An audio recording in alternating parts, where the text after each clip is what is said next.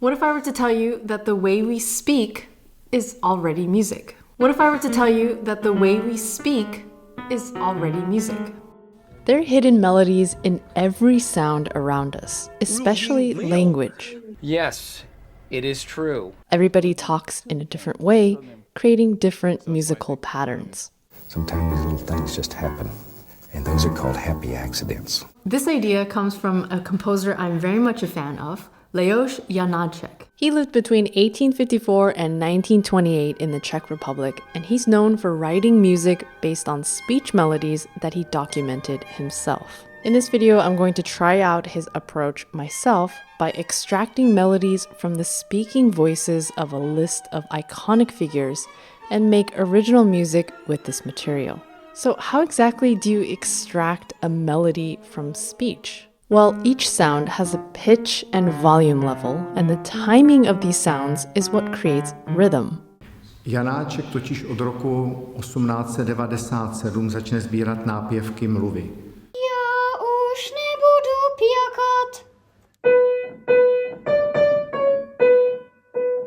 Jejich psychický stav se velmi projevuje právě na mluveném projevu. He was extremely precise, paying attention to every little nuance of each sound. Však už je čas. He believed that the way someone speaks is a window into their soul, not just through their words, but in the way they use their voices to affect tone, rhythm, and dynamics. This takes the saying, "It's not what you say, it's how you say it," to a whole new level. While others studied the masters like Mozart and Beethoven, Janacek turned his ear to the world around him. He then drew from these examples to convey similar emotions while writing his music.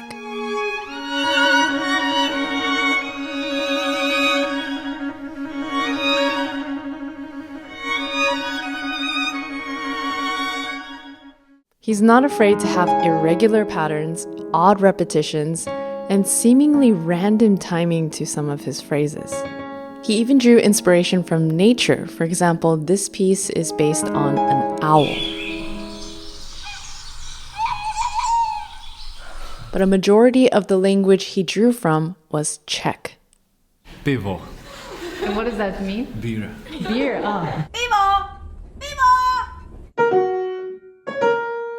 When you listen to these examples, they are musical, but not as orderly or elegant. That's because speech, regardless of what language you're speaking, is spontaneous, even messy, full of interruptions and stumbles. You know, it's interesting that people associate, if you happen to have blonde hair.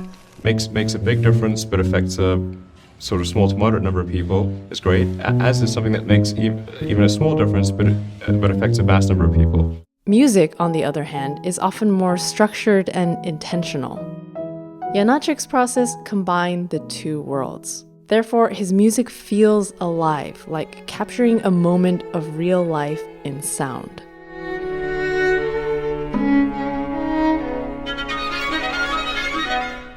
I took a trip to Janacek's hometown of Brno to see if I can understand more about what drove this obsession of his. So this is where Janacek used to eat, Yeah. right? Eat and drink, especially. Gotta have the beer. Kaj mám to pivo, ty ogare? That means, like, where's my beer? This video is made with support from the Czech Center Seoul, and through them, I was able to meet musicologist Jiří Zaradka, who showed me the actual collection of speech melody notes, as well as Janacek's odd machine that he used to measure the timing of his speech samples.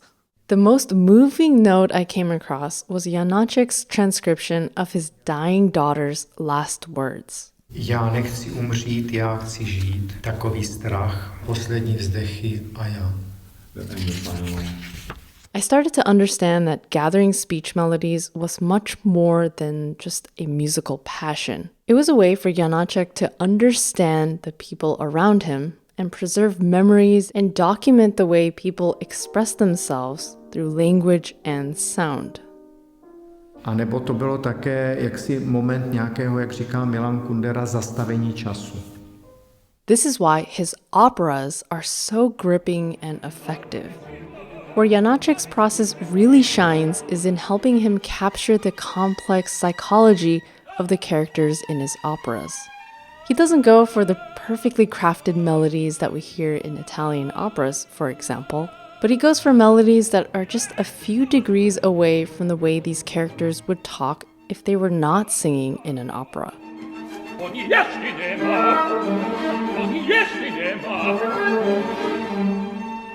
Zas je realistické drama, které je psáno, které není veršované, a změnil základní přístup ke zpěvu, k tomu zpívanému textu.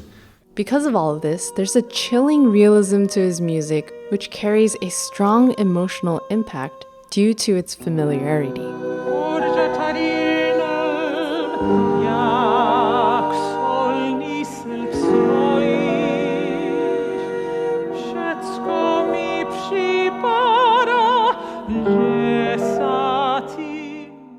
Alright, so for the past few days, I've been gathering my own speech melodies, and here are just a few that I think are really interesting. First, starting off with Martin Luther King Jr.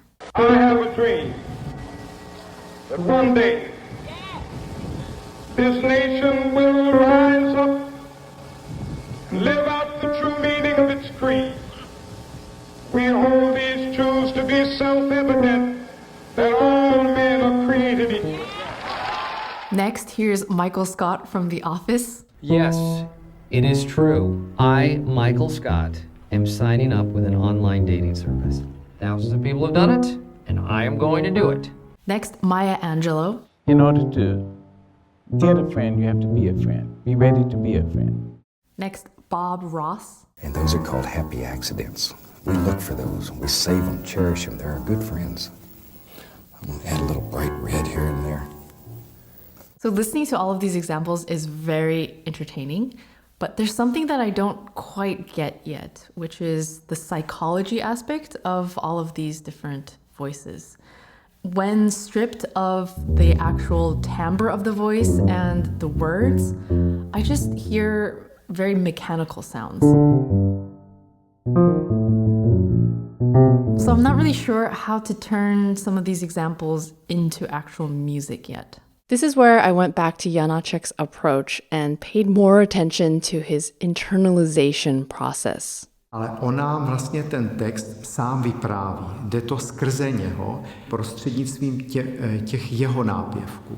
The reason why he didn't just copy these melodies was because he believed that the realism of his process relied heavily on himself as the medium. I realized I was overlooking Janacek's real goal, which is to explore the patterns of speech in order to discover the emotional realism hidden underneath. I think that's why something felt missing when I was just focused on the sounds of these voices. The realism doesn't come from the notes and the contours of these lines. The realism comes from the perception. So in this case, it would have to be through my lens. If I can capture that emotion, that is the most real. I don't know if that makes sense. Here's a working draft where I'm focusing on Bob Ross's voice. The problem is that this doesn't feel like Bob Ross to me. And so I'm gonna scrap that and start over from scratch. Things started to click when I focused on the emotions that I felt when I heard Bob Ross's voice. It's quite different than the raw speech melody that I gathered, but it reminds me of his aura when he speaks. It's for bass, keys, and percussion, and I got my friend Ben Finley to play the bass part. So without further ado, here it is.